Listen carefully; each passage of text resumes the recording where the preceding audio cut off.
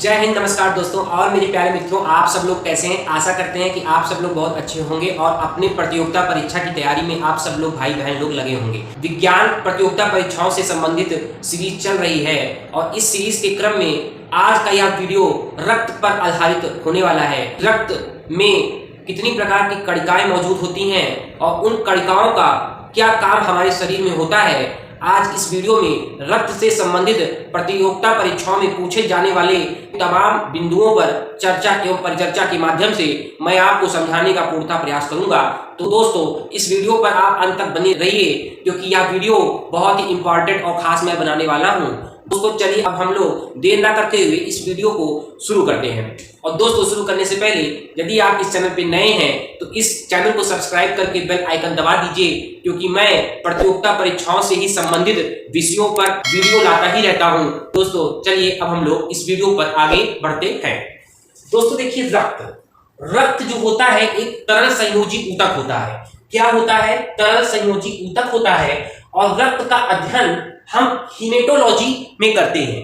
Haematology विषय में रक्त विषय का अध्ययन किया जाता है और रक्त का पीएच मान 7.3 से 7.4 के मध्य होता है।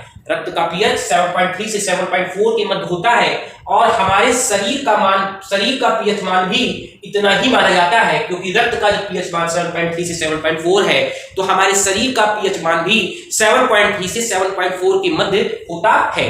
और दोस्तों, रक्त भार का 8% रक्त होता है। हमारे शरीर के भार का 7 से 8% क्या होता है? रक्त होता है। और रक्त का दोस्तों कार्य क्या होता है? कार्य को अब हम लोग समझते हैं। रक्त का कार्य दोस्तों ऑक्सीजन कार्बन डाइऑक्साइड का परिवहन करना होता है। ऑक्सीजन और कार्बन डाइऑक्साइड का परिवहन करना रक्त का कार्य होता है। और रक्त का निर्माण के संदर्भ में अब हम लोग कुछ बातों को जानते हैं। रक्त का निर्माण कहां पर होता है? तो दोस्तों, रक्त का निर्माण जब बच्चा भ्रूण में होता है, भ्रूणावस्था अवस्था में होता है, तो उस अवस्था में रक्त का निर्माण यकृत में होता है और जन्म के बाद बच्चे में रक्त का निर्माण अस्थिमज्जा में होता है। कहां होता है दोस्तों? अस्थिमज्जा में होता है। रक्त का शुद्धिकरण कहां होता है? तो दोस्तों, रक्त का शुद्धिकरण फेफड़े में होता है। रक्त शुद्ध होता है फेफड़े में जाकर के। और रक्त का निस्पंदन और छनने का काम कहां होता है? हमारी किडनियों में होता है, हमारे वृक्क में होता है। रक्त को छानने का काम वृक्क करता है और रक्त का निस्पंदन वृक्क में होता है। दोस्तों, शुद्ध रक्त की अब बात आती है। शुद्ध रक्त, हम किस रक्त को शुद्ध रक्त कहते हैं?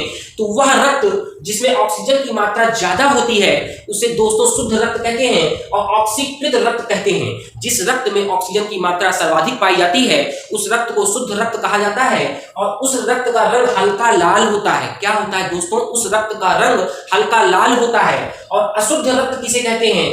जिस रक्त में कार्बन डाइऑक्साइड की मात्रा सर्वाधिक होती है उस रक्त को अशुद्ध रक्त कहते हैं और उस रक्त का रंग गहरा लाल होता है। क्या होता है दोस्तों?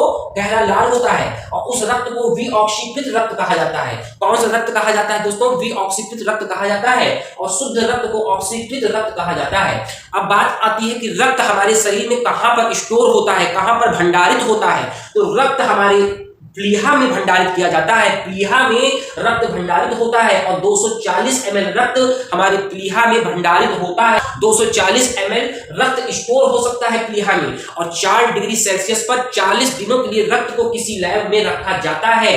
किसी भी रक्तदान के लिए 4 डिग्री सेल्सियस पर 40 दिनों के लिए लैब में रक्त को रखा जाता है। ये कुछ बेसिक बातें हैं रक्त के संदर्भ में। अब इसके आगे हम लोग रक्त में कणिकाओं के संदर्भ में चर्चा करेंगे और प्रतियोगिता परीक्षाओं में रक्त के कौन कौन से प्रकार पूछे जाते हैं उनके प्रकार में अब हम लोग देखते हैं।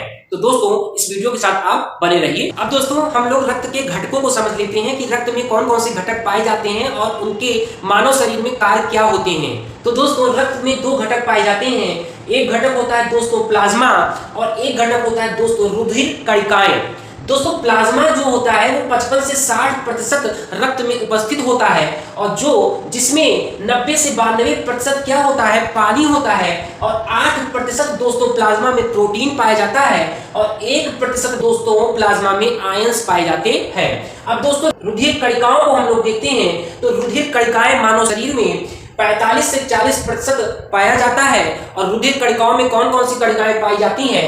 तो दोस्तों 3 प्रकार की रुधिर कणिकाएं पाई जाती हैं। पहली रुधिर कणिका है लाल रुधिर कणिकाएं आरबीसी और दूसरी रुधिर कणिका है दोस्तों डब्ल्यूबीसी और तीसरी प्रकार की रुधिर कणिका है प्लेटलेट्स। आरबीसी का रासायनिक नाम इरिथ्रोसाइट होता है, डब्ल्यूबीसी का रासायनिक नाम ल्यूकोसाइट होता है और दोस्तों प्लेटलेट्स का रासायनिक नाम थ्रोम्बोसाइट होता है और इसको दोस्तों बिंबाणु पट्टिकाणु भी कहते हैं। प्लेटलेट्स को बिंबाणु और पट्टिकाणु भी हिंदी में कहा जाता है। और दोस्तों अब हम लोग देखते हैं श्वेत रक्त कणिकाएं जिसे डब्ल्यूबीसी कहा जाता है, व्हाइट ब्लड सेल्स कहा जाता है, जिसका रासायनिक नाम ल्यूकोसाइट है। दोस्तों शरीर में दो प्रकार की होती है, ल्यूकोसाइट दो प्रकार की होती है। एक होती है दोस्तों कणिका में ल्यूकोसाइट डब्ल्यूबीसी, एक होती है कणिका में और एक डब्ल्यूबीसी होती है दोस्तों अकणिका में। और दोस्तों कणिका में जो होती है व्हाइट ब्लड सेल्स तीन प्रकार की कणिका में होती हैं। एक होती है दोस्तों बेसोफिल्स, एक होती है दोस्तों न्यूट्रोफिल्स और तीसरे प्रकार की कणिका में श्वेत रक्त कणिकाएं होती हैं ओसिनोफिल्स। दोस्तों जो बेसोफिल्स होती है वो 1% होती है श्वेत रक्त कणिकाओं में, दूसरा न्यूट्रोफिल्स होती है 60% होती है कणिका में श्वेत रक्त कणिकाएं में और दोस्तों 4% ओसिनोफिल्स श्वेत रक्त कणिकाएं कणिका में होती है। दोस्तों इसके बाद आता है श्वेत रक्त कणिकाओं में अकणिका में श्वेत रक्त कणिकाएं, जिसमें दो प्रकार की अकणिका में श्वेत रक्त कणिकाएं मौजूद होती हैं। पहली जो श्वेत रक्त कणिका अकणिका में है वो दोस्तों मोनोसाइट है जो कि 20% श्वेत रक्त कणिकाओं में पाया जाता है और दोस्तों दूसरा है लिम्फोसाइट जो कि 5 से 8% अकणिका में श्वेत रक्त कणिकाओं में पाया जाता है। लिम्फोसाइट प्रतिरक्षा तंत्र को मजबूत करने का काम करता है। लिम्फोसाइट जो अकणिका में श्वेत रक्त कणिकाएं हैं वो प्रतिरक्षा तंत्र को मजबूत करने का काम करता है और मोनोसाइट मानव शरीर में उत्पन्न बैक्टीरियाओं को खत्म करने का काम मोनोसाइट करता है। रक्त में उपस्थित बैक्टीरिया को खत्म करने का काम मोनोसाइट अकणिका में रुधिर कणिकाएं करती हैं। दोस्तों अब हम लोग देखते हैं कि जो प्लाज्मा होता है इसका कार्य क्या होता है। दोस्तों प्लाज्मा का जो कार्य होता है वो रक्त स्पंदन में सहायक होता है। किसमें होता है? रक्त स्पंदन में सहायक होता है और प्लाज्मा रक्त के पीएच मान को मेंटेन करने का काम करता है। उसको एक सामान्य स्थिति में पीएच मान को मेंटेन रखता है। रक्त की सांद्रता को प्लाज्मा बनाए रखने का भी काम करता है। दोस्तों ये प्लाज्मा के कार्य हैं। अब हम लोग देखते हैं रुधिर कणिकाएं हैं उनका क्या कार्य है। उसमें देखिए दोस्तों पहला है लाल रुधिर कणिकाएं जो आरबीसी है, उसका कार्य दोस्तों ऑक्सीजन का परिवहन करना है। रक्त में ऑक्सीजन का परिवहन करने का कार्य लाल रुधिर कणिकाएं आरबीसी करती है और इसकी संख्या दोस्तों 100 ml में 4.5 से 5 मॉलिक्यूल्स पर 100 ml होती है। इसकी काउंटेशन होती है वो किसमें किया जाता है? तो हेमोसाइटोमीटर में आरबीसी का कैलकुलेशन और गणना होती है।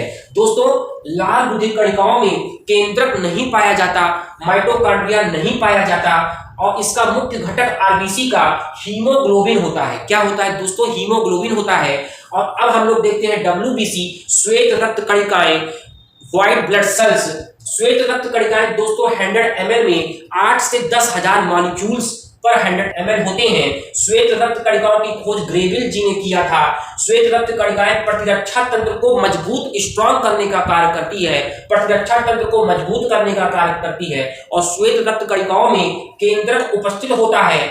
श्वेत रक्त कणिकाओं में कोशिका का विभाजन भी होता है और इसका जीवन काल 3 से 4 दिन का होता है। इस वीडियो में हम लोगों ने जाना कि रक्त के कितने घटक होते हैं और रक्त के घटकों का कार्य रक्त में क्या होता है। इस वीडियो में हम लोग रक्त के घटकों के संदर्भ में एक एक घटकों के विषय में प्रतियोगिता परीक्षाओं में हमसे रक्त से संबंधित क्वेश्चन किस प्रकार से पूछे जाते हैं उस विषय को, उस प्रश्न को हम लोग इस वीडियो में अधिकतर कवर करे हैं। जो मेन प्रश्न प्रतियोगिता परीक्षाओं में रक्त से संबंधित प्रश्न पूछे जाते हैं, इस वीडियो में हमने उन सभी महत्वपूर्ण प्रश्नों को कवर करने का पूरा प्रयास किया है। और दोस्तों हम लोगों ने इस वीडियो में जाना कि प्लाज्मा का कार्य क्या होता है और रुधिर कणिकाओं का कार्य क्या होता है। और वीडियो पर अंत तक बने रहने के लिए बहुत बहुत धन्यवाद। आपका दिन शुभ हो। जय हिंद, वंदे मातरम।